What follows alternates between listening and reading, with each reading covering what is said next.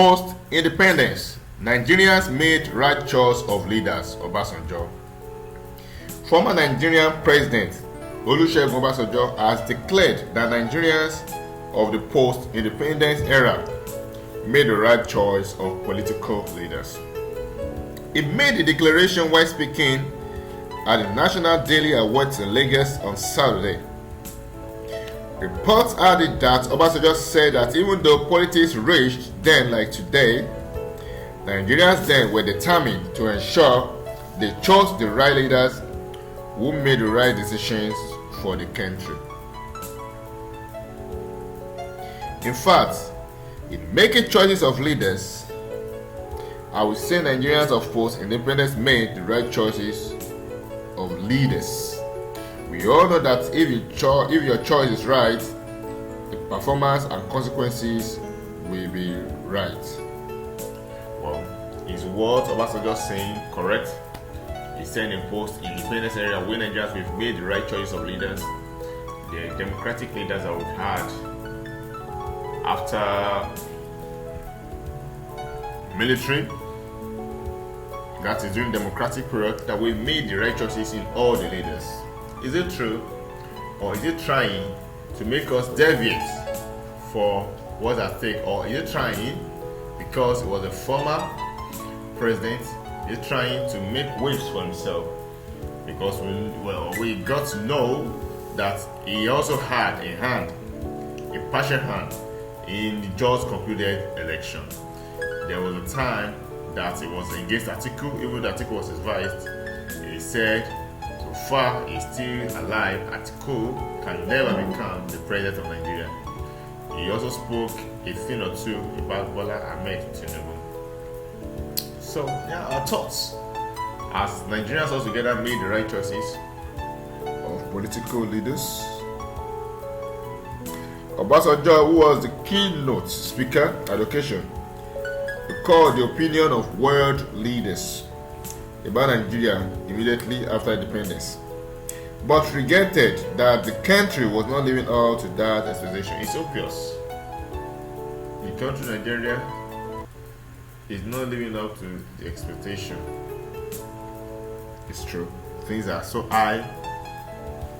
You compare things told like 5 years compared to same thing, even in lesser quality, you'll be surprised at the amount or its cost in the market. When the then Prime Minister went to the United Nations post-independence, the world referred to Nigeria as a giant in the sun, not only a giant breaker. Giant in the sun, not even a giant in Africa. But if the question is, have we lived up to that? If we have not, the reason is why. Are there certain qualities that leaders in the post-independence era had that are absent in leadership today? This is a food for thought. We talk about values. Have our values changed?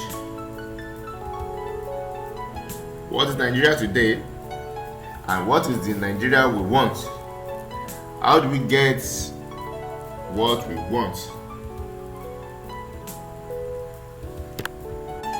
Former president also said over a long period of his life in peacemaking and mediation, he had come to realize that peace, security, and stability are essential ingredients for the development and growth of any country. Without justice, equity, and fairness, no country can stand alone, and no country can attain greatness. When you look at us individually, there is something unique about Nigerians. Wherever they go, they excel individually. Corroborating his views, chairman of the occasion and former Minister of Health and Social Services, Prince Julius Adelusi Adeluyi, said that people generally looked up to leaders, so it's important that leaders should demonstrate capacity character and lead by example.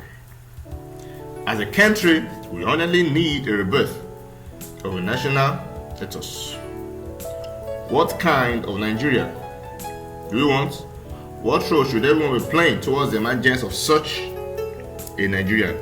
How can we own that consciousness and drive it regardless of our current circumstances? Regardless of whether we're rich or poor, high or low, is said.